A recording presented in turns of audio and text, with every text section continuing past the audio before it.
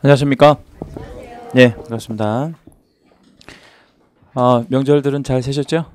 예, 그 설 명절 새시느라 고생들 많으셨습니다. 예, 지방에 갔다 오시느라고 고생들 많으셨고, 오늘 이제 중개사법 시간이고요. 지난주에 우리 보수까지 봤었거든요. 예, 오늘은 페이지 273 쪽부터 하실게요. 페이지 273쪽. 진도 여기 맞죠?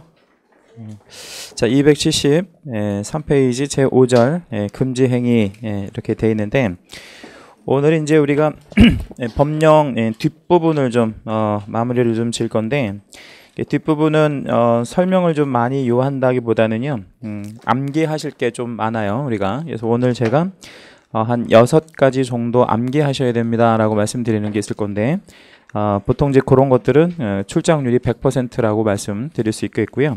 보통 출제가 꼭 되기 때문에 제가 이제 암기하시라고 말씀을 드리는 거예요. 제가 한 6개 정도 이제 암기 하셔야 된다고 말씀드릴 거고, 마지막에 이거 다시 한번 정리해 드리도록 할게요. 자, 5절에 이제 금지 행위라고 하는 부분이 있는데, 여기 절 제목에다가 별표 2개 해 주시고요. 출제는 100% 이루어지고, 금지 행위가 출제가 안 된 적은 단 한 번도 없었습니다. 우리 본 시험에 당연히 출제될 것으로 보이고, 개념 자체는 해서는 안 되는 행위다 이렇게 이제 이해하시면 되겠죠. 해서는 안 되는 행위. 근데 누가 해서는 안 되는 행위냐? 이제 33조 본문을 한번 읽어보면, 개업 공인중개사 등은 다음 각호의 행위를 하여서는 아니 된다라고 했죠. 거기 주어 자리에다가 채색 하나만 해보시죠. 개업 공인중개사 등은에다가 채색 한번 해주시고요. 누가 이제 금지 행위를 하면 안 된다는 거예요. 개업 공인중개사 등이죠. 그럼 여기서 개업 공인중개사 등 안에는 당연히 누가 들어가고요. 개공 들어가고 또 누구도 들어가죠. 소공과 중개보조원까지 다 포함하는 그런 개념이에요. 그러니까 중개사법에 등장하는 모든 사람들을 전부 포함하는 그런 개념으로 이해하시면 되겠습니다. 7가지가 있는데 7가지 한번 좀 읽어보도록 할게요. 1. 중개대상물의 매매를 업으로 하는 행위, 매매업에다가 채색 하나만 해주시고요. 우리 이제 개업공인중개사는 무슨 업을 해야 됩니까? 중개업을 해야죠. 그래서 매매업을 하면 안 되고요. 중개업을 해야 됩니다. 그래서 매매업을 금지시키는 이유는 매매업을 만약에 이제 허용하게 되면 개업공인중개사가 누구하고 계약을 하려고 하는 시도하는 그런 경우가 있겠습니까? 의뢰인하고 계약하려고 하는 그런 어떤 시도 생각할 수 있겠는데, 개업공인중개사하고 의뢰인은 그 어떤 경험, 지식, 정보, 부동산에 관련해서 그런 것들이 이제 서로 이제 그 균등하지 않기 때문에 어느 한쪽에 유리하거나 불리해 줄 수 있겠죠. 그래서 못하게 하는 거다 이렇게 생각하시면 될 것 같고요. 2호 제9조 규정에 의한 사무소 개설 등록을 하지 아니하고 중개업을 영위하는 자인 사실을 알면서, 거기 알면서 자리에다가 채색 하나만 해주시고요. 그를 통하여 중개를 의뢰받거나 그에게 자기의 명의를 이용하게 하는 행위. 이용은 간단히 정리하면 무등록 중개업 영위자하고 협력하는 행위를 말하는데, 합법적인 개공은 누구하고만 협력해야 되냐면 합법적인 개공하고만 협력해야 돼요. 그래서 무등록 중개업 영위자하고 협력할 수 없다. 협력하게 되면 실무에 어떤 그 실무에서 무등록 중개업 영위자가 근절되지 않는 어떤 그런 문제점이 있겠죠, 그렇죠? 3호는 사례 증여 그 밖에 어떤 명목으로도 32조 제3항의 규정에 의한 보수 또는 실비를 초과하여 금품 받는 행위, 초과에서부터 행위까지 쭉 채색해 주시고요. 이거 어순을 좀 바꾸면 금품, 초과수수 이렇게 얘기합니다. 금지행위가 뭐 다 중요하겠지만 특히 3호가 좀 특히 중요합니다. 3호 금품, 초과수수. 설명은 좀 이따 다시 드리고요. 4호 당해 중개대상물 거래상 중요사항에 관하여 거짓된 언행 그 밖의 방법으로 의뢰인의 판단을 그르치게 하는 행위. 거기도 이제 판단을 그르치게 하는 행위에다가 채색 하나만 해주시고요. 이 판단을 그르치게 했다라는 얘기는 아주 싼 물건을 비싸게 뭐 이제 사게 만들었다든지, 아니면 아주 비싼 물건을 싸게 팔게 만들었다든지 해서 의뢰인에게 손해를 끼치는 그런 행위를 말하는 겁니다. 여기까지가 이제 사후지요. 사후까지 왼쪽으로 한번 묶어주세요. 1호에서 4호까지 묶어가지고요. 요건 이제 형벌이 있는데 1년 1천의 형벌이 있습니다. 1년 이하의 징역이나 1,000만 원 이하의 형벌이 있어요. 우리 설세고 나오시는 분이 몇 분 계셔서 이거 한번 우리 그 서비스로도 한번 읽어봐 주실게요. 이거 뭐라고 읽어야 되죠? 1년 이하의 징역이나 1,000만 원 이하의 벌금형 이렇게 읽죠, 그죠? 1년 이하의 징역이나 1,000만 원 이하의 벌금형으로 읽습니다. 그럼 이제 우리 몇 호가 남은 거죠? 5호, 6호, 7호 남았죠, 그죠? 5, 6, 7호. 5, 6, 7호는 묶어가지고요. 3년 2천의 형벌이 떨어집니다. 이 3년 2천의 형벌이 이제 부과되는 게 훨씬 더 중요하고 형벌 쪽에서는요. 이 금지행위 쪽에서 두 문제가 출제가 되는데 내용에서 하나 그리고 형벌에서 하나 이제 꼭 출제가 돼요. 그래서 형벌은 1년 1천 4개, 3년 2천 3개 있는데 3년 2천 3가지는 꼭 알고 계셔야 됩니다. 섞었을 때 가려낼 수 있을 정도까지는 알고 계셔야 됩니다. 5호 관계법령에서 양도할 수 등이 금지된 부동산의 분양, 임대 등과 관련 있는 증서, 거기 증서에다가 채색 하나만 해주시고 그것 등을 중개하거나 매매업, 중개하거나 매매업에다도 채색을 해주시죠. 그러니까 증서를 가지고 매매업하는 행위를 금지 행위로 보겠다는 겁니다. 6번째, 의뢰인과 직접 거래하거나 쌍방을 대리하는 행위. 직접 거래 채색, 쌍방 대리 채색. 직접 거래하는 행위도 그렇고 쌍방을 대리하는 행위도 금지가 됩니다. 7번째, 탈세 등 관계법령을 위반할 목적으로 소유권 보전 등기 또는 이전 등기를 하지 아니한 부동산이나 관계법령의 규정에 의하여 전매 등 권리의 변동이 제한된 부동산의 매매를 중개하는 등 여기까지는 하나의 예시를 들어준 거고요. 중요한 포인트는 이제 마지막에 있는데 부동산 투기를 주장하는 행위 이렇게 돼 있죠. 거기다 우리 채색 한번 해줘. 투기를 주장하는 행위. 여기까지가 금지 행위들이고요. 이 금지 행위들을 제가 칠판에다 하나씩 좀 적어가면서 설명을 좀 드리도록 할게요. 금지 행위는 서두에 말씀드렸듯이 대단히 중요하고요. 출제가 100% 이루어지는 그런 부분입니다. 요거는 오늘 제가 6개 정도 암기하셔야 된다라고 말씀드렸죠, 그죠? 그 중에 하나라고 보시면 돼요. 암기 사항에 들어갑니다. 우리 금지행위는 공인중개사법에서 두 번째로 중요하다. 주제로 따지면 첫 번째 중요한 주제가 결격사유라고 하는 주제가 제일 첫 번째 중요하고 그 다음 중요한 주제가 이 금지행위예요. 대단히 중요한 그런 테마 중에 테마입니다. 일단 이제 1번 금지행위가 중개대상물을 가지고 하는 무슨 업을 하지 못하도록 하고 있냐면 매매업을 하지 못하도록 하고 있죠, 그죠? 매매업. 그러니까 매매업을 하고 싶어도 안 된다는 겁니다. 매매업. 왜 매매업을 못하게 하는 거냐면 매매업을 하게 되면 누구하고 거래를 할 개연성이 많아진다 그랬죠? 의뢰인하고. 그래서 개공하고 의뢰인하고 거래하는 것 자체를 좋게 생각하지 않는다라는 겁니다. 왜냐하면 의뢰인에게 피해를 주는 거니까요. 여기서 우리가 한 가지 기억을 좀 하셔야 될 것은 뭐냐면 매매업 자체를 금지시키지만 단 일회적인 매매까지 금지시킬 수는 없겠죠, 그렇죠? 그래서 일회적 매매 요거는 허용이 된다 이렇게 이해하시면 돼요. 한 번 매매하는 것까지 금지시키는 거는 아니고요. 매매를 업으로 하는 행위를 금지시킨다 이렇게 이해하시면 되겠죠.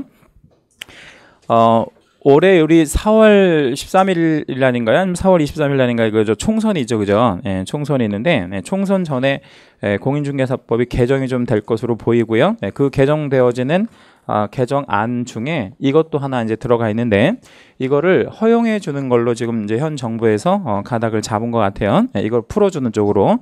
근데 이거를 이제 풀어주는데 개인한테만 법인한테만 풀어줄 거다 뭐 이런 식으로 이제 그 얘기가 있었거든요. 그러니까 이제 개인인 개업공인중개사들이 반발이 심하잖아요. 그래서 이거를 이제 누구한테도 풀어주는 것으로 지금 가닥을 잡았냐면 모든 개공학에 다 허용이 되는 걸로 이제 가닥을 잡았고 단지 이제 문제가 뭐냐면 모든 중개대상물을 다 풀어줄 거냐 아니면 주택은 제외할 거냐 이제 그것만 이제 좀 남은 것 같아요. 아무튼 요 부분은 아마 개정이 좀 이따가 좀 될 거라고 생각이 되어지고요. 올해 안에 개정이 될 우리 시험 전에요.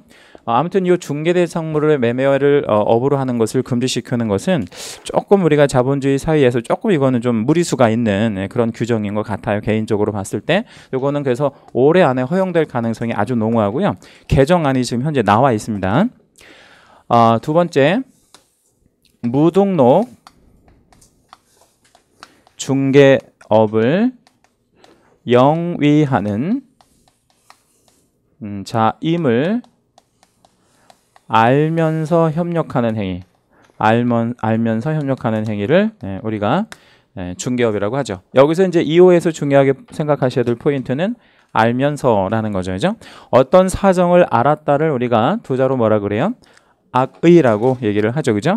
그럼 여기서도 우리가 몰랐다면, 단 선이었다면 뭐 할 수 없다라는 거 알 수 있어요. 처벌할 수 없다라는 거 알 수 있죠. 그죠? 그래서 알면서 협력하는 행위를 하지 말라는 거죠.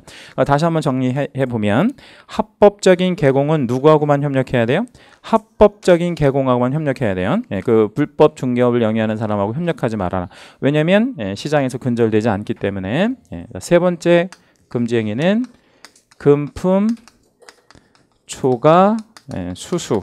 금품, 초과, 수수가 이제 금지행위 중에서는 물론 금지행위가 다 중요하겠지만 시험에는 제일 잘 나오는 게 3번이고요. 이 3번 금지 금품, 초과, 수수는 세 가지를 다 이렇게 풀어가지고 한번 설명을 좀 드려볼게요. 첫 번째 금품이라고 하면 쇠금자에다가 물건품자를 씁니다. 그러니까 합법적인 보수, 합법적인 보수로 돈을 받았다면 플러스 그 어떤 것도 받아서는 안 된다. 이렇게 생각하시면 돼요. 그래서 일체의 것을 금품이라고 합니다. 그동안 출제되었던 것들을 좀 예를 좀 몇 개 들어드리면 과거에 행운의 열쇠를 받았다 이렇게 나왔죠. 그러면 행운의 열쇠를 보통 우리가 무엇으로 만들어서 선물하고 그러죠? 금이죠. 그러면 딱 걸린 거죠. 그죠? 뭐를 받지 말라고 그랬죠? 금을 받지 말라고 그랬잖아요. 그러면 금을 받은 거니까 행운의 열쇠를 이제 받으면 금품 초과 수수에 해당이 됩니다. 4년 전 본 시험에 지분을 받았다 이렇게 출제가 되었거든요. 그럼 지분을 받았다고 하면 돈을 받은 건 아니죠. 그렇죠? 근데 이거는 대가를 우리가 받았다라고 볼 수 있는 거죠. 지분을 받았다. 그럼 지분이라고 하는 것은 가령 예를 들어서 어떤 토지가 하나 있다고 하면 그 토지의 10%의 지분을 너에게 줄게 이렇게 주는 거잖아요. 그러니까 이것도 당연히 대가를 받았다라고 볼 수 있는 것이죠. 그죠? 그런 정도 이해하시면 되겠고요. 여기에 어떤 말이 나오더라도 다 금품으로 이해하시면 돼요. 그 어떤 것을 받아도 안 된다. 그러니까 쉽게 말하면 우리 전 시간에 지난주에 배웠던 개공이 의뢰인한테 받을 수 있는 게 두 개가 있잖아요. 뭐하고 뭐가 있죠? 보수하고 실비. 그럼 보수하고 실비 이외의 것은 그 어떤 것도 받아서는 안 된다라고 생각하시면 됩니다. 자, 그 다음에 초과라고 하는 개념이 있는데 초과라고 하는 것은 무슨 한도를 넘는 것을 초과라고 하냐면 법정 한도를 넘어가는 거, 넘는 부분을 초과라고 얘기를 하는데요. 중요한 것은 이 초과되는 부분, 즉 넘는 부분은 사법상의 효력도 인정하지 않아요. 무효로 처리하고 있습니다. 그 대신 이 무효가 전부 하나의 법률 행위를 다 무효화시키는 게 아니라 어떤 부분만 무효화시키는 거죠? 초과된 부분만 무효화시켜요. 그러니까 법정 한도까지는 원래 받아도 됐는데 넘는 부분만 무효가 되니까 돌려줘야 되겠죠. 받을 수 없는 거잖아요. 무효이니까 원인 없이 받게 되는 거니까. 그러면 반환을 할 때 받은 거 다 돌려줘야 돼요? 아니면 초과된 부분만 돌려주는 거예요? 초과된 부분만. 그래서 법정 한도를 초과하는 것만 무효가 된다라는 거 기억해 주시면 됩니다. 그리고요, 이제 제일 중요한 건 수수 부분인데, 수수했다라는 건 뭐예요? 받았다라는 거죠, 그죠? 받았다. 그럼 이제 우리가 단어들을 좀 여러 개를 한번 좀 적어 볼게요. 이 단어를 또 읽어보고 우리가 이 단어 속에서 수수한 건지 수수하지 않은 건지를 한번 파악해 보도록 합니다. 금품 초과 수수하기로요, 약속을 했다, 혹은 요구를 했다, 혹은 소송을 제기를 했다, 소제기, 또는 금품을 초과하긴 했는데 반환했다, 돌려주었다, 착오를 일으켜서 많이 받았다, 수표로 받았는데 그 수표가 부도가 났다, 수표를 받긴 받았는데 처음부터 그 수표가 무효였다, 무효 수표. 그 다음에 금품을 초과해서 받긴 했지만 그것이 이것저것을 포괄적으로 수수한 경우이다. 뭐 여러 가지 이제 경우의 수가 나올 수 있는데 제가 지금 칠판에 적은 이 단어들은 모두 대법원 판례들입니다. 이거를 좀 하나씩 우리가 금품을 초과한 건지 안 한 건지를 한번 우리가 판단을 한번 해보도록 할게요. 금품 초과하기로요. 법정 한도를 넘기로 약속을 했대요. 그러면 받은 건가요? 아니면 안 받은 건가요? 안 받은 거죠. 그죠? 제가 이건 X 표시를 할게요. 그럼 X 표시하는 거는 의미가 뭐죠?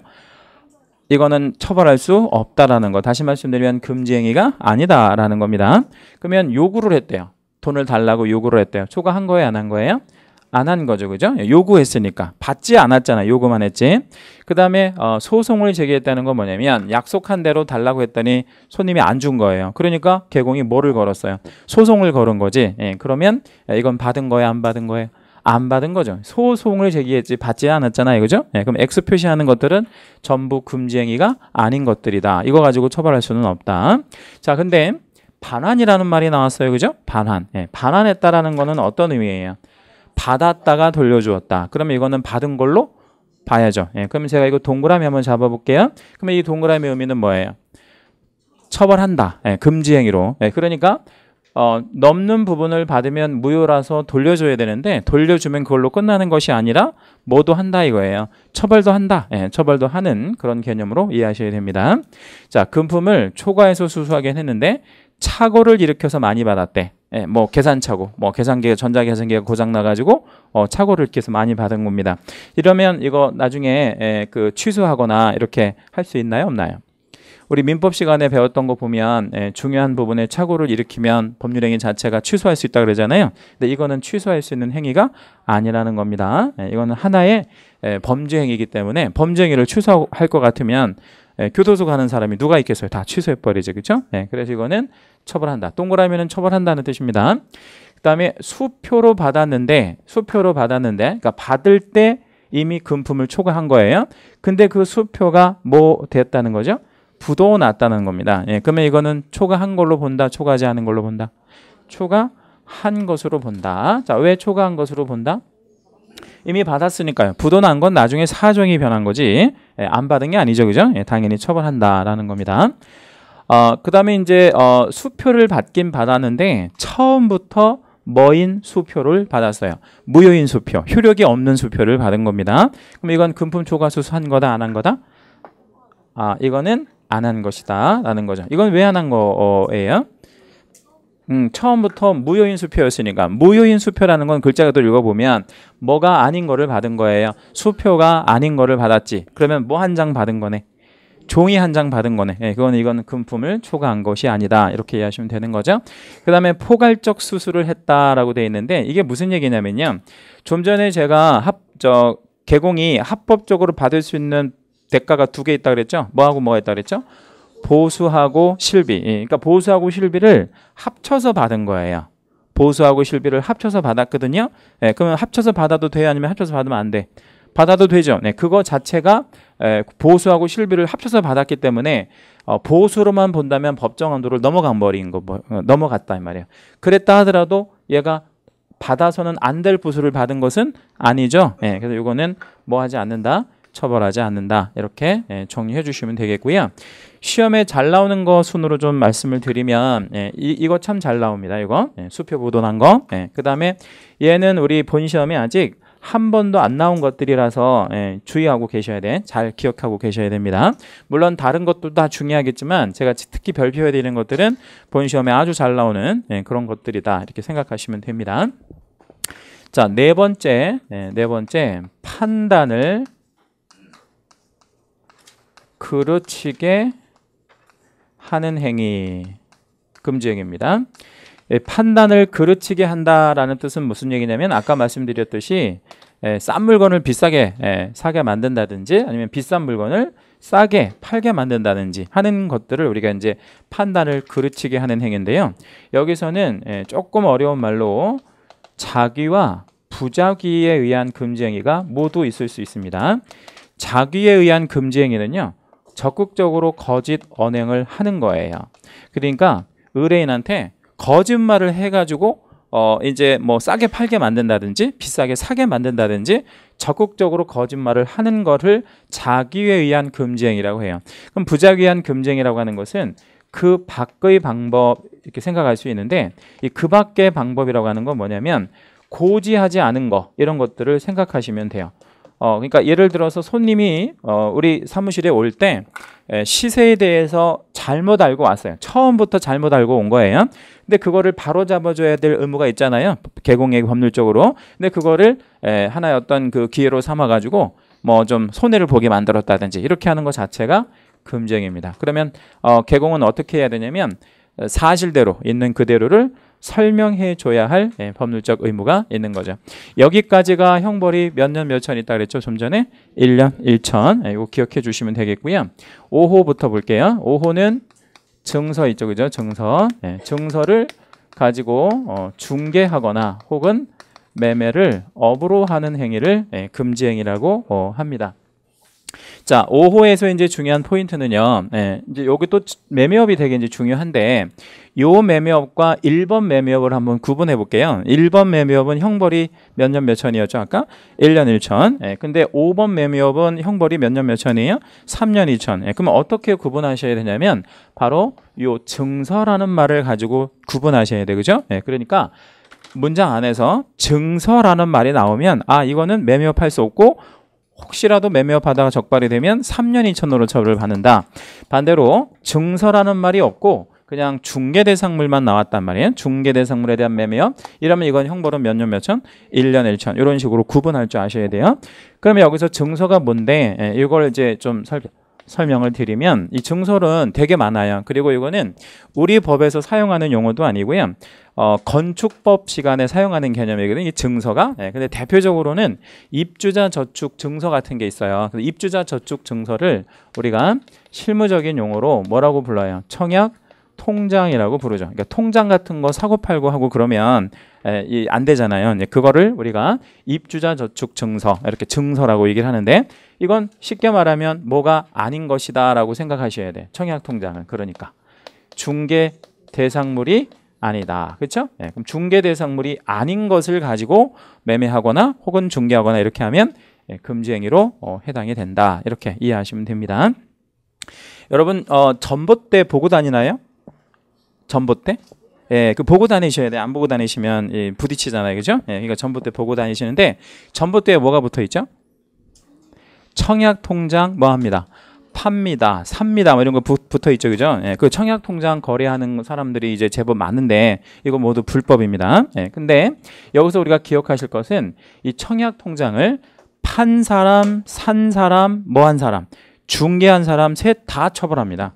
그러니까 판 사람, 산 사람, 중개한 사람 모두 처벌한다는 거예요. 그러니까 이제 청약 통장을 절대로 거래해서도 안 되고 중개해서도 안 되고 매매를 업으로 해서도 안 된다. 이렇게 이해해 주시면 돼요. 이 청약 통장을 가지고 돈을 버는 방법을 좀 잠깐 소개해 드릴게요. 어떻게 소개를 해 이거는 쓰지 않으셔도 됩니다. 좀 이따 제가 다시 지울 거니까. 가령 40대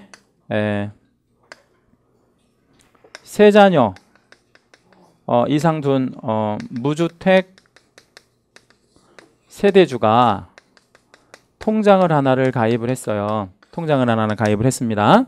그리고 우리 요즘에 몇 년만 넘어가면 1순위 자격이 주어지죠.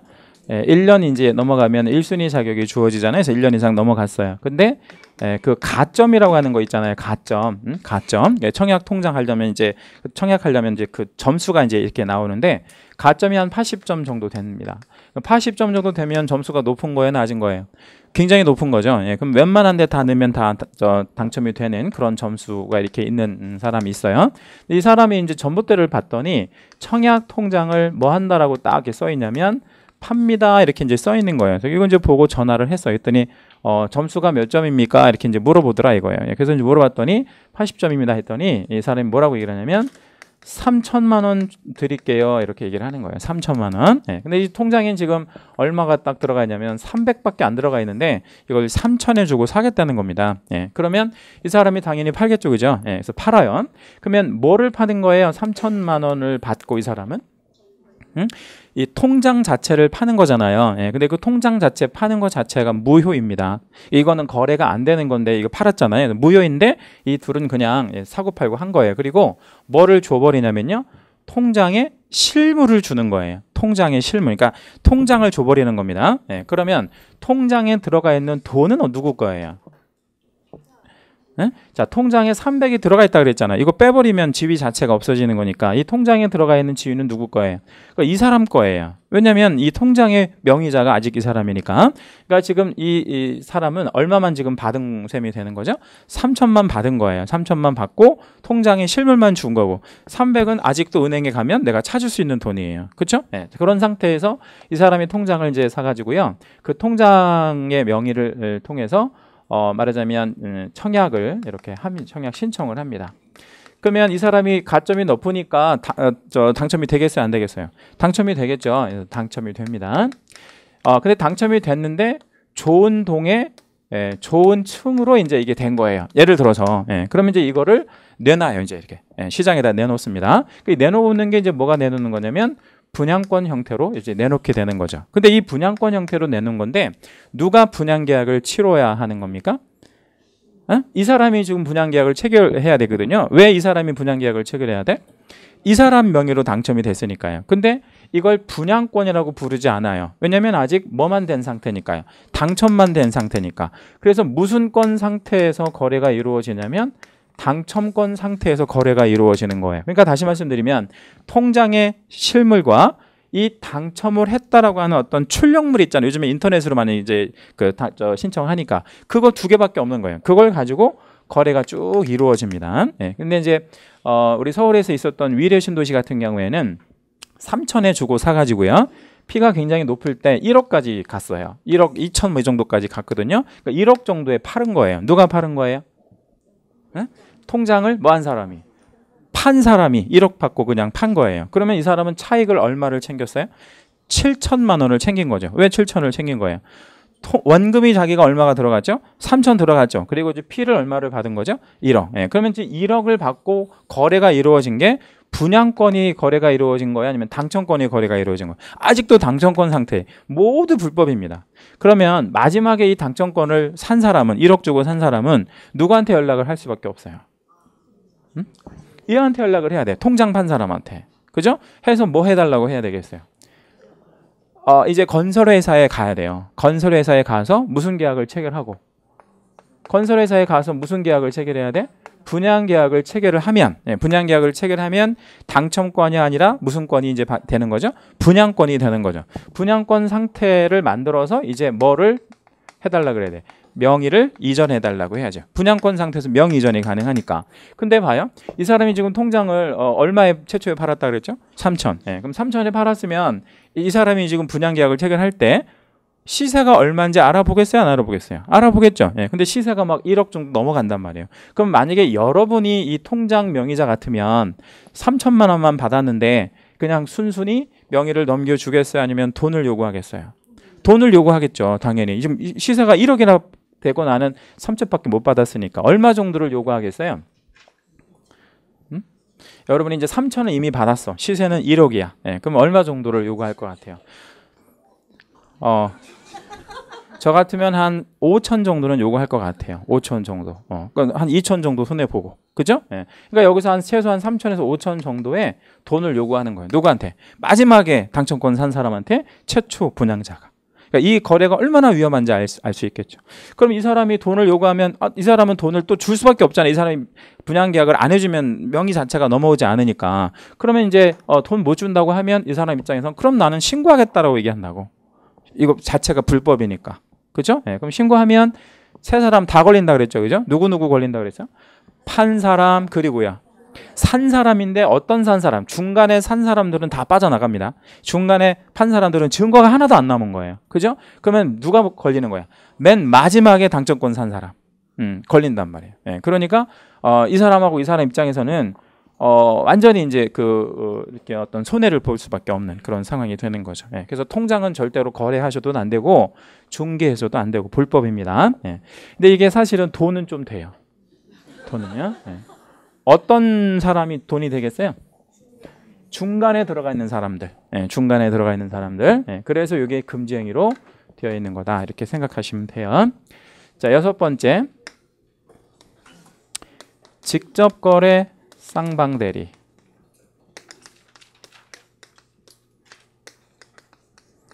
금지 행위 중에서 3번, 6번이 제일 중요한데 직접 거래라는 게 뭐냐면 이런 겁니다.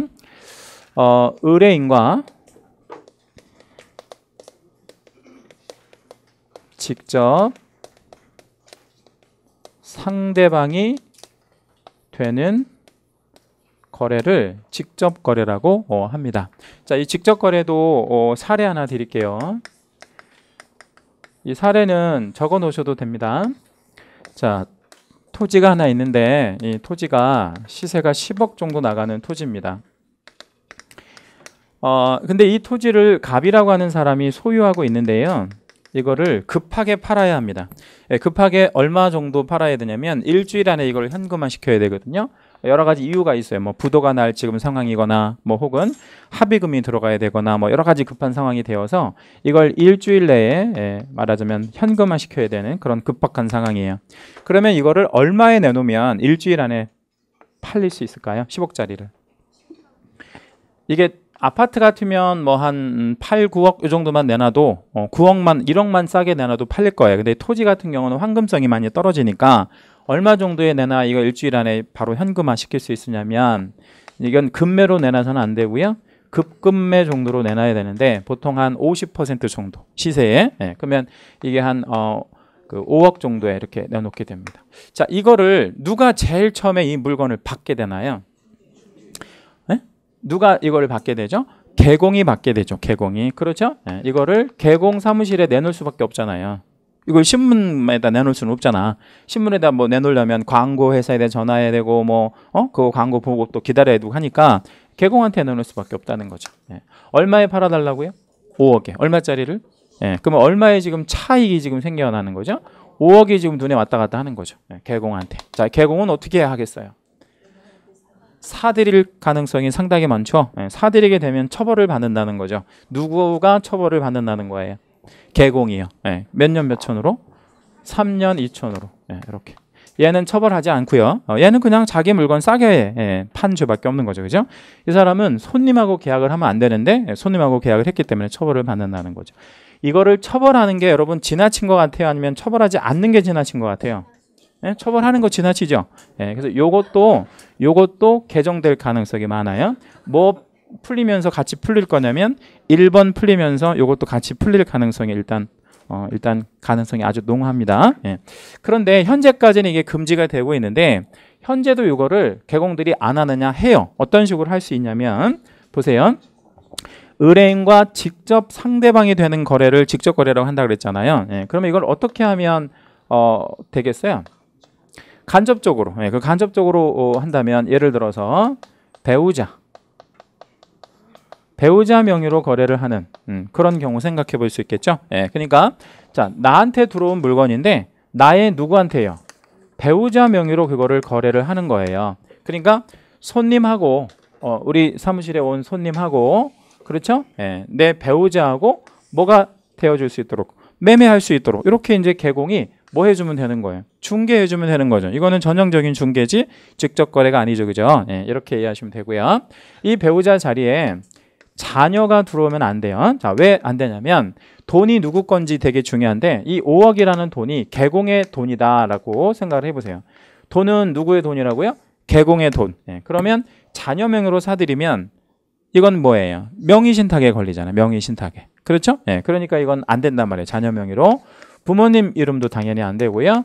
형제 자매 당연히 안 됩니다. 그럼 누구 말고는 안 된다는 거예요? 배우자. 배우자는 명의신탁에 해당이 안 되기 때문에 배우자 이름만 가능합니다. 자, 다른 한 가지 방법이 있는데 이런 방법이 있죠. 이 배우자가 만약에 없다. 나는 혼자 사는 사람이다. 그러면 이 물건 너무나 사고 싶다. 그럼 방법이 있죠. 어떻게 하면 되겠어요? 이 손님하고 같이 어디로 가요? 다른 사무실에 가서 계약서를 써오는 방법이 있겠죠. 그죠? 그래서 여기서 한번 적어볼게요. 다른 개공의 중개를 통해 이것까지 금지가 되는 것은 아니에요. 요거는 허용이 되고 있습니다. 아직까지는 개정이 뭐 국회 통과한 게 아니기 때문에 여기까지만 말씀드리고요. 이게 이제 개정이 확실히 되면 1번하고 6번이 이제 손을 좀 볼 거 가능성이 많다고 말씀드렸잖아요. 그렇게 되면 중개업 자체가 상당히 활성화될 가능성이 많죠. 그 매매업하고 직접 거래가 가장 돈 되는 것들이거든요. 그렇게 알고 계시면 됩니다. 쌍방대리라고 하는 건 뭐냐면 거래 당사자 모두를 대리해서 양쪽을 다 대리해서 거래를 체결하는 거, 이거를 쌍방대리라고 합니다. 이건 왜 금지시키느냐? 계약서를 쓰는데 아무도 나타나지 않고요. 그냥 누구 혼자 계약서를 쓰고 그랬다는 거예요. 개공 혼자. 어느 한쪽에 유리하거나 불리하게 만들 가능성이 많죠. 그죠? 모두 대리하는 거는 금지행위가 되지만 단 한쪽을 대리하는 거, 일방대리. 일방대리는 허용이 된다라고 이해하고 계시면 돼요. 한쪽을 대리하는 건 나쁘지 않죠? 쌍방을 대리하는 게 안 좋다. 자, 마지막 7번째. 투기를 조장하는 행위가 역시 금지행위 들어갑니다. 투기 조장하는 행위. 여기서 기억하실 거는 투기랑 조장하는 행위하고 좀 다르다는 거 구분하셔야 됩니다. 이거는 제가 여러분 이해하시기 좋게 사례 하나 들어드릴게요. 이 사례는 꼭 적어 놓으셔야 돼요. 갑이 을에게 팔고 을은 병에게 팔아요. 순차적으로 매매가 있었다는 거죠. 자, 등기는 어떻게 넘어가야 정상적으로 넘어가는 거죠? 갑에게서 을에게로 일단 등기 한번 넘어가고 을에게서 병에게로 다시 한번 등기 넘어가야 되겠죠? 이렇게 넘어가는 게 정상적인 등기예요. 그런데 이 매매가 초단기로 만약에 이루어졌다면 이 사람들은 무슨 등기랑 무슨 등기를 생략할 가능성이 많으냐면 이 등기들을 중간에 있는 등기들을 생략하고 어디에서 어디로 넘길 가능성이 많아요. 갑에게서 병에게로 이렇게 등기를 넘길 가능성이 많다라는 겁니다. 이게 초단기로 이루어지게 된다면. 그런데 이 등기가 참 재밌는 게 뭐냐면 제대로 가 있어요? 아니면 다른 데로 엉뚱한 데로 가 있어요? 제대로 가 있죠. 그래서 이 등기 자체가 유효합니다. 등기 자체는 유효한데 처벌은 하겠어요? 아니면 처벌을 안 하겠어요? 처벌을 해야 되겠죠. 이 처벌을 하는데 이 처벌은요. 우리 법 위반이 아니라 3년 이하의 징역이나 1억 원 이하의 벌금형. 그래서 1년에 1억인데 이거를 부동산 등기 특별조치법 위반이라고 그래요. 이것도 시험 범위에 들어가니까 알고 계시면 좋고요. 중간 생략 등기 1년에 3년에 1억입니다. 3년에 1억. 중간 생략 등기. 자, 그러면 갑이 을을 알 개연성은 많죠. 그죠? 팔았으니까. 누구가 을도 병을 알 개연성도 많잖아요. 팔았으니까. 근데 갑이 병을 알 가능성은 없죠. 전혀 알 수가 없잖아. 근데 얘네들은 어떻게 이렇게 중간 생략 등기를 했냐면 중간에 누가 개입돼 있을 가능성이 많아요. 개공이 이거를 전부 다 뭐 했을 가능성이 많죠? 조장했을 가능성이 많다는 거죠. 그러면 여기서 개공이 한 행위가 바로 무슨 행위라는 거예요? 조장하는 행위. 이거 처벌을 해야 돼. 얘는 몇 년, 몇 천? 3년, 2천. 자, 그러면 이 주어진 사례에서 개공, 갑, 을, 병 4명이 등장하죠. 이 중에서 금지행위는 누가 한 거예요? 금지행위 누가 했어요? 4명 나오잖아. 하나, 둘, 셋, 4명 중에서 누가 금지 행위를 했을까요? 개공이 한 거죠. 개공이 금지 행위를 한 거예요. 그러면 얘네들은 갑을병은 뭐 한 거냐면 투기한 겁니다. 투기. 그렇죠? 자, 그러면 정리 다시 해볼게요. 투기를 하는 게 금지 행위랍니까? 아니에요. 투기 자체는 그냥 투기야. 근데 투기를 뭐 하는 행위? 조장하는 행위를 금지 행위라 그러는 거죠. 그러면 여기서 개공을 조장 행위로 처벌한다 라고 이해하시면 돼요. 그러면 갑을병도 처벌을 하는데 이 처벌은 중간 생략 등기의 죄로 처벌을 하는 거지 금지 행위로 처벌한 건 아니다. 다시 말씀드리면 갑을병은 금지 행위가 아니다 이 말이에요. 그렇죠? 이 사람들은 투기한 죄로다가 처벌을 받는 거지. 그럼 누가 금지 행위를 한 거라고요? 개공만이요. 개공만 금지 행위로 처벌을 합니다.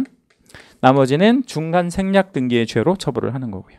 그렇게 이해하시면 됩니다. 자, 여기까지가 7가지 금지 행위를 다 보셨고요. 대단히 중요하고 내용 자체를 전부 다 암기하셔야 되는데 특별히 3번과 6번 금지 행위 많이 중요하니까 잘 기억해 주셔야 됩니다. 자, 여러분 이제 기본서 284쪽으로 가시고요. 제6절 개업공인중개사 등의 교육. 여기도 6절 절 제목에다가 별표 하나만 하세요. 별표 하나 하시고 한 문제 정도 출제가 될 거고요. 잘하면 2개도 나올 수가 있는데 하나 정도 나온다고 생각하시면 될 것 같고 하단에 있는 그 조문은 특별히 안 보셔도 될 것 같아요. 2장 정도 넘겨보면 288페이지 가시면 하단에 이제 표 하나 나오는데 핵심 다지기에서 개업공인중개사 등의 교육 비교해서 박스 나오죠. 이 표를 좀 여러 번 자주 이렇게 봐주시면 좋겠고요. 이 표에다가 별표 하나만 할게요. 개업공인중개사 등의 교육. 교육은 4가지 교육이 있는데 실무교육, 직무교육, 연수교육, 거래사고, 예방교육 이렇게 이제 4가지 교육들이 있습니다. 거기 실무교육 이쪽이죠. 실무교육 밑에다가 가로 한 번만 열어봐 주시고요. 실무교육은 사전에 하는 교육입니다. 사전교육이라고 하나만 좀 적어주시고 옆에 직무교육 있죠. 그것도 옆에다가 똑같이 쓰세요. 사전교육이다. 이렇게 쓰시고 연수교육 이쪽이죠. 연수교육은 밑에다가 가로 열어주신 다음에 사후교육이라고 좀 적으신 다음에 얘는 별표를 하나만 잡으세요. 연수교육은 무엇이 되어진 이후에 받는 교육을 연수교육이라고 합니다. 그러니까 이제 실무교육과 직무교육은 무엇이 되기 전에 받는 교육이라고 한다면 연수교육은 되어진 이후에 받는 사후교육, 보수교육이다. 이렇게 이해하시면 되겠고요. 성격은 앞에 3개는 의무교육이고 거래사고 예방교육은 임의교육에 들어갑니다. 그러니까 임의교육은 안 받아도 되는 그런 교육들이다. 이렇게 이해하시면 되겠죠. 그렇죠? 거기 임의교육 쪽에다가는 가로 한 번만 열어볼게요. 임의교육 쪽에다 가로 한 번 열어봐 주시고요. 의무교육은 안 받으면 어떤 불이익이나 제재가 있을 거 아닙니까? 근데 임의교육은 불이익을 줄 수는 없고요. 받으면 비용을 지원할 수 있는 그런 조항이 있어요. 비용 지원 가능. 그러니까 거래사고 예방교육만 비용 지원이 가능합니다. 나머지는 비용은 대상자가 부담을 하는데 거래사고 예방교육만 국가가 비용을 지원할 수 있는 조항을 갖고 있습니다. 자, 실무교육은 언제 받는지 한번 볼게요. 등록 신청. 그러니까 등록 신청은 개공이 되고자 하는 자가 하는 거잖아요. 그럼 등록 신청하기 전에 1년 안에 받는 그런 교육이고 고용신고일 전 1년 안에 받는 교육인데 대상을 좀 보니까 개설 등록을 신청하려고 하는 자, 즉 개공이 되고자 하는 자, 그리고 소속공인중개사가 이제 실무 교육을 사전에 받아야만 소공이 될 수 있다. 이렇게 이해하시면 되겠고 직무교육도 마찬가지인데 중개보조원을 대상으로 하는데요. 고용신고일 직전 1년 이내 받아야 돼요. 그러니까 고용신고일 직전 1년 이내 받아야 된다는 건 그 고용신고일을 만약에 오늘 하기로 했다 그러면 오늘부터 과거로 1년 전에 교육을 받았어야 된다는 겁니다. 연수교육은 실무교육을 받고 2년마다 한 번씩 받거든요. 거기다 우리 쭉 한번 채색 하나 한번 해볼게요. 실무교육을 받은 후 몇 년에 한 번씩 받으래요? 2년마다 한 번씩 받으래요. 그럼 누구를 대상으로 하는 교육이냐면 개공과 소공, 이미 되어진 자를 대상으로 하는 그런 교육입니다. 거래사고 예방교육은 사고 칠 수 있는 사람들이 전부 다 이제 대상이 되는데 그 사고 칠 수 있는 사람들의 대상이 누구냐면 개공 등이죠. 그럼 개공 등자에는 소공하고 중개보존까지를 다 포함하는 그런 개념이라고 알고 계시면 됩니다. 자, 그럼 질문이요. 중개보조원을 대상으로 하는 교육은 뭐하고 뭐가 있을까요? 직무교육과 거래사고 예방교육이 있겠죠. 그죠? 그러면 이제 소공을 대상으로 하는 교육은 뭐가 있을까요? 실무교육, 연수교육, 거래사고, 예방교육. 그게 이제 개공하고도 똑같고요.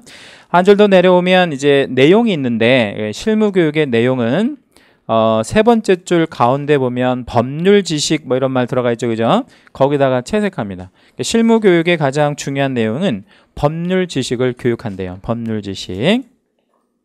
그 다음에 오른쪽에 보면 이제 직무교육이 있는데 직무교육은 직업윤리 참고만 하시고 연수교육의 내용은 두 번째 줄 끝 부분에 보면 변경사항이다 이런 말 나와 있죠, 그죠? 네, 변경사항 거기다 우리 채색해 주시고요.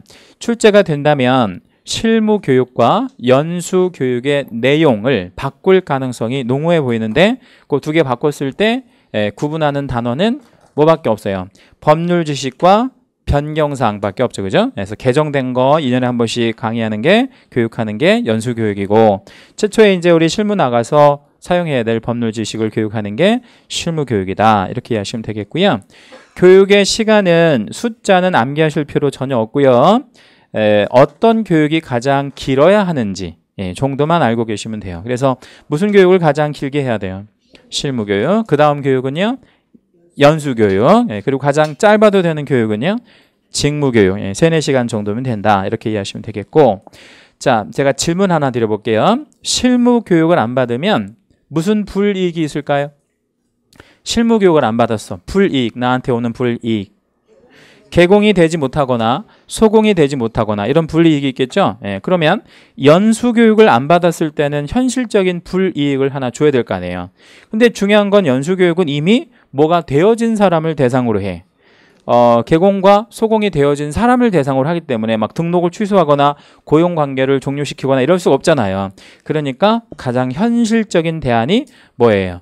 500만 원 과태료. 거기다 우리 채색하시고 별표 한번 할게요. 500만 원 과태료. 교육 안 받았더니 돈을 내래요. 얼마를 내래요? 500만 원을 내래요. 500만 원 이하에서 내래요. 많이 내는 것 같아요? 아니면 좀 적당히 내는 것 같아요? 엄청 많죠. 그래서 제가 이거를 한번 생각을 해봤어요. 이게 얼마 정도면 적당할까 이렇게 생각해 봤더니 5만 원 정도면 적당할 것 같더라고요. 5만 원 정도. 근데 5만 원 정도 내라고 그러면 어떻게 해야 되겠어요? 교육을 안 받겠죠, 그죠? 그 시간은 차라리 버는 게 나을 것 같아. 그래서 5만 원이 아니고요. 얼마라고요? 500만 원 이하의 과태료. 그렇게 기억하시라는 겁니다.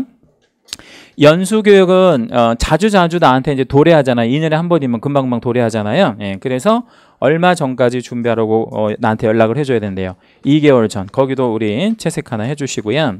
실무교육, 직무교육 이런 것들은 통지할 필요가 없는 것이 자기가 알아서 받는 거잖아요. 근데 이제 연수교육은 2개월 전 통지하도록 돼 있고요.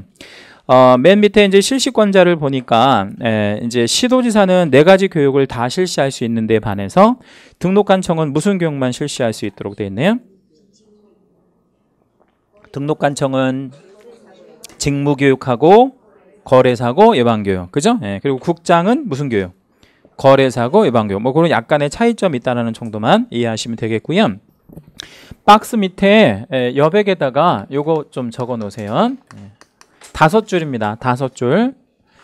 자, 개공이 폐업을 하고 보조단에 적으셔도 돼요. 폐업을 하고 1년 내에 1년 안에 다시 뭐가 되거나 뭐가 될 수 있냐면 개공이 되거나 소공이 될 수 있겠죠. 그렇죠? 그 다음에 이번에는 소공이 고용관계가 종료가 되어진 상태에서 역시 1년 안에 다시 얘가 뭐가 될 수 있을까요? 소공이었는데 종전에. 그렇죠. 개공이 되거나 아니면 또 뭐가 돼? 또 소공이 되거나 이럴 수도 있겠죠. 그죠? 자, 그러면 원래 뭐가 되거나 뭐가 되고자 할 때 개공과 소공이 되고자 할 때는 원래는 뭐를 받아야 돼? 실무교육. 이때 실무교육을 받아야 될까요? 아니면 면제해 줄까요? 면제해 줍니다. 그 대신 몇 년 안에만요. 1년. 그 폐업하고 1년. 고용관계 종료하고 1년까지만 면제해주는 제도가 있습니다. 이게 이제 실무교육 면제해주는 제도고요. 하나만 더 적어볼게요. 우리 중개보조원이 역시 고용관계가 종료가 되었어요. 그렇죠? 그리고 몇 년 안에 똑같이 1년 안에 전부 다 1년 안에 해야 돼요. 얘는 뭐가 다시 되어줄 수 있을까요? 중개보조원은 중개보조원밖에 안 되지. 될 거는 그거밖에 없잖아요. 그죠? 또다시 중개보조원이 되려고 한대. 그럼 얘는 1년 전까지 뭐였었어요? 얘가 중개보조원이었으니까 무슨 교육은 면제. 무슨 교육? 직무교육 면제.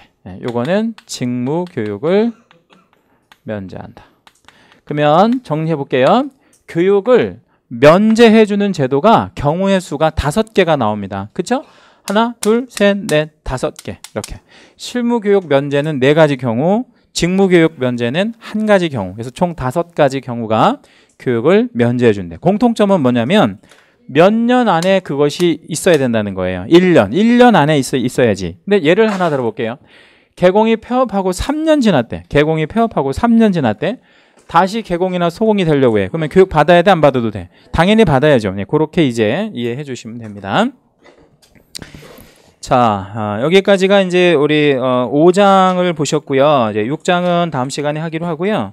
오늘 우리 복습 문제 잠깐 좀 풀어보도록 할게요. 네, 오늘 5주차 복습 문제 한번 꺼내봐 주시고.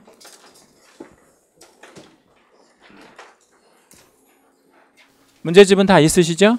예, 없으신 분은 뒤에 있으니까 좀 가져오시고. 자, 1번부터 볼게요. 빨리 볼게요. 개공 등은 전문 직업인으로서 품위를 유지해야 하며 신의와 성실로서 공정하게 중개 관련 업무를 취급해야 할 의무가 있다라고 있습니다. 자, 1번 질문 조금 어렵습니다. OX, X라고 하셔야 돼요. 자, 여기서는 뭐가 틀렸을까요? 주어가 개업공인중개사 등 이렇게 들어가면 안 돼요. 그럼 주어가 뭐로 바뀌어야 될까요? 개공 및 소공으로, 개공 및 소공으로 들어가야 돼요. 개공 및 소공.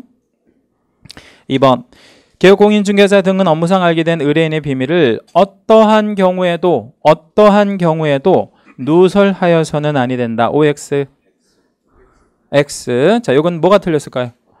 어떠한 경우에도 틀렸죠.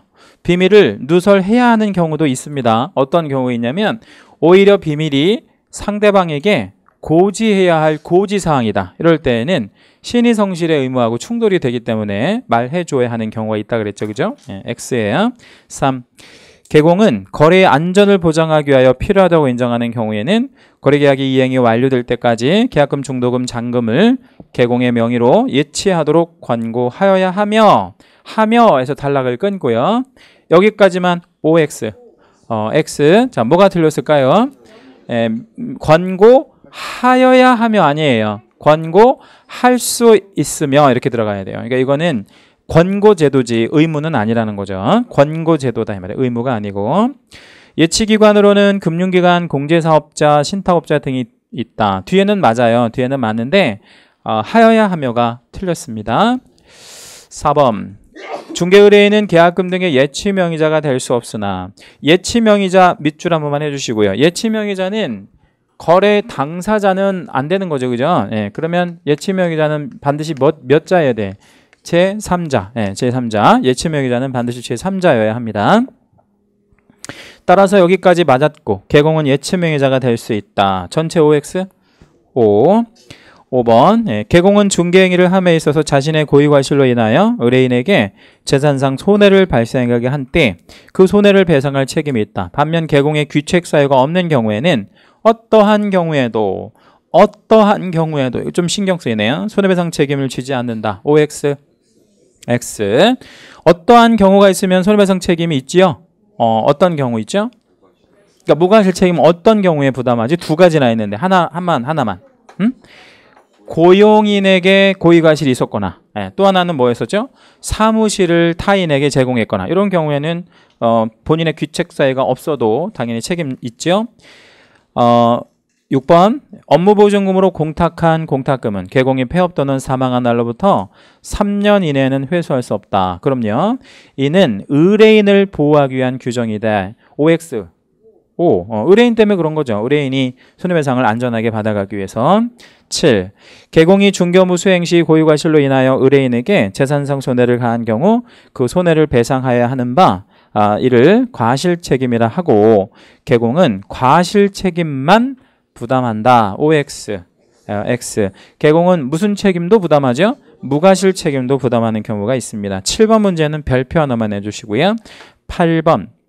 개공은 손해배상 책임을 담보하기 위해 일정한 금액 이상의 업무 보증 금액을 설정해야 하는데 이는 업무를 개시하기 전까지 이루어져야 하기 때문에 업무 보증 설정은 업무 개시 요건이라고도 할 수 있대요. OX, O. 8번 문제도 별표. 업무 개시 요건이죠. 아주 좋은 질문입니다. 9번. 개업공인중개사가 의뢰인에게서 받는 보수는 중개보수만 있을 뿐이고 단락 끊고 뿐이고 끊고 다른 어떤 보수도 수소에서는 아니 된다. OX, X 모두 있다 그랬어요. 실비. 10번. 개공은 모든 중개 대상물에 대한 중개보수 요율에 대하여 실제 자기가 받고자 하는 요율을 중개보수 요율표에 명시하여야 한다라고 했는데 일단 요 10번은 조금 어려울 수는 있는데 모든 중개 대상물을 두 가지로 구분한다 그랬죠. 예? 뭐하고 뭐로 구분한다 그랬죠? 주택과 주택 외. 예. 주택은 뭘로?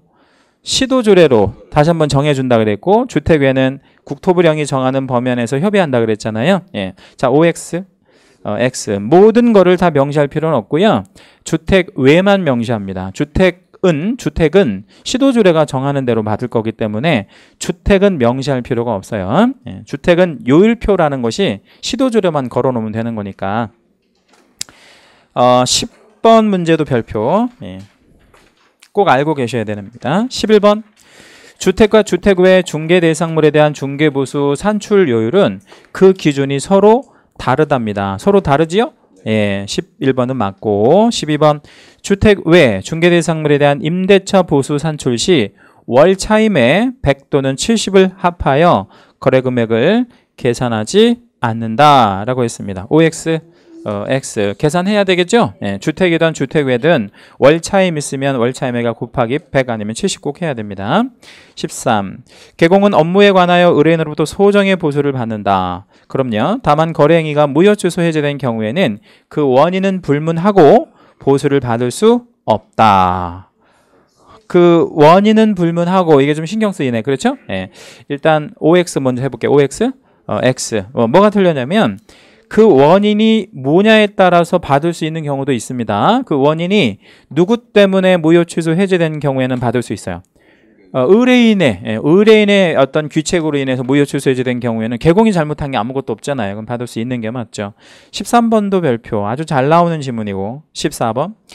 주택의 중개에 대한 보수와 실비의 한도 등에 관하여 필요한 사항은 국토부령이 정하는 범위 안에서 시도조례로 정하고 그렇죠. 주택은 시도조례로 정한다 그랬고 주택 외 중개 대상물 중개에 대한 보수는 국토부령으로 정한다. 그 국토부령에다가 밑줄 하나만 해주시고 그 국토부령이라고 하는 것은 0.9% 요 범위 안에서 그렇죠? 0.9% 안에서 뭐 해서 받을 수 있도록요? 협의해서 받을 수 있도록 이렇게 하는 것이 국토부령입니다. 그러면 주택 외는 국토부령으로 정한다. OX, O죠? 14번 문제는 별표를 2개만 하세요. 아주 좋은 지문입니다. 15. 주택에 대한 중개보수와 실비의 경우에 중개대상물의 소재지와 중개사무소 소재지가 서로 다르다. 그러니까 물건 소재지와 사무소 소재지가 서로 다를 수 있죠. 이럴 때 개공은 중개대상물 소재지 관할하는 시도조례예요? 아니면 사무소 소재지예요? 사무소 소재지죠. X. 요것도 별표 2개. 자, 16번. 동일한 중개대상물에 대하여 동일 당사자 간의 매매를 포함한 둘 이상의 거래가 동일 기회에 이루어지는 경우에는 자, 요 16번 지문이 나오면요. 매년 나올 건데 4가지 요건이 다 충족되어 있는지를 빨리 파악하셔야 돼요. 4가지 요건. 자, 첫 번째 요건이 뭐죠? 동일한 물건. 두 번째 요건은요. 동일한 당사자. 세 번째 요건이 뭐예요? 매매를 포함한 두 개 이상의 거래. 그렇죠? 매매를 포함한 2개 이상의 거래. 그게 세 번째고 네 번째 요건이 뭐야? 동일 기회. 4가지 다 나왔죠? 이럴 때는 뭐만을 받으래. 매매 계약에 관한 것만 받아라. 그러니까 매매 계약에 관한 거래 금액만을 적용한다는 거는 매매 것만 받아라 이런 얘기죠. OX O. 요 16번 문제도 별표 해 주시고 아주 좋은 질문입니다. 17. 자, 주택의 중개에 대한 보수는 의뢰인 쌍방으로부터 각각 받되 일방으로부터 받을 수 있는 한도는 매매 교환의 경우에는 거래 금액의 1000분의 9, 1000분의 9는 0.9죠. 이내로 하고 임대차 등의 경우에는 거래 금액의 1000분의 8, 0.8%. 이게 이제 국토부령이 정하는 범위거든요. 근데 요거 이내로 한다. 맞는 표현이에요. 옳은 표현 이제 그 국토부령이니까. 18번. 18번 문제는 별표를 좀 먼저 하세요. 별표 하시고요. 조금 어렵습니다. 잘 보셔야 돼. 주택 외 중개 대상물에 대한 중개 보수는 의뢰인 쌍방으로부터 각각 받되 여기까지 좋고요. 거래 금액의 1000분의 9 이내에서 의뢰인과 개공이 서로 협의하여 결정한다라고 했는데 이게요. 국토부령으로 받는다 이렇게 들어가면 맞아요. 아까 우리 14번처럼 주면 좋은데 맞는 표현인데 18번처럼 주면 틀렸거든요. 자, 어디가 틀렸는지 한번 찾아보세요. 아니 협의하는 건 좋은데 협의가 뭐 나쁘진 않죠. 예. 뭔 이내에서 1000분의 9 이내에서가 틀렸어요. 그러니까 그냥 국토부령이라고 한다면 맞는데 1000분의 9라고 하면 왜 틀렸냐면요. 오피스텔 때문에 그런 거야. 오피스텔. 자, 오피스텔은 주택 외에 들어가잖아요. 그러면 매매 교환은 0.5 안에서만 협의할 수 있고 임대차는 0.4까지만 협의할 수 있잖아. 그러니까 오피스텔은 0.6이나 7이나 8이나 9가 안 되잖아요. 예, 그러니까 오피스텔 때문에 틀린 겁니다. 그래서 14번하고 18번하고 차이점을 잘 우리가 구분해서 기억하셔야 돼요. 그러니까 14번처럼 국토부령으로 정한다. 그러면 국토부령 안에 모든 게 다 들어가 있잖아요. 근데 18번처럼 주면 틀린다고. 19번 중개대상물의 권리관계 등의 확인에 소요되는 실비는 권리를 취득하고자 하는 의뢰인에게 청구할 수 있고 탈락 끊고요. 여기까지 OX. X죠. 권리관계 확인 비용은 권리 이전 의뢰인에게 매도 쪽한테 받는다 그랬죠. 그죠? 나머지 이제 계약금 등의 반환 채무 이행의 보장에 소요되는 실비는 취득 의뢰인 바뀌었죠. 그죠? 19번 문제도 별표 2개. 이것도 아주 시험에 잘 나오는 지문이고 20번 문제 중개대상물인 건축물 중에 주택의 면적이 2분의 1을 초과하는 경우 초과가 틀렸죠. 그죠? 2분의 1 이상일 경우에는 전체를 주택으로 보고 두 번째 줄 주택의 면적이 2분의 1 이하가 아니고 첫째 줄이 이상이니까 두 번째 줄은 뭐라 그래야 돼? 미만이라고 해야지. 미만인 경우에는 주택 외 규정을 적용한다. 이렇게 들어가야 됩니다. 20번 문제도 별표. 21. 상가 권리금에 대한 알선료도 상가 권리금에 대한 알선료 받을 수 있다 그랬죠. 이 법상 법정 중개보수 한도가 적용된다. OX. X. 상가 권리금은 중개대상물이 아니기 때문에 이거는 법정 한도가 적용되지 않습니다. 잠시 쉬었다 할게요.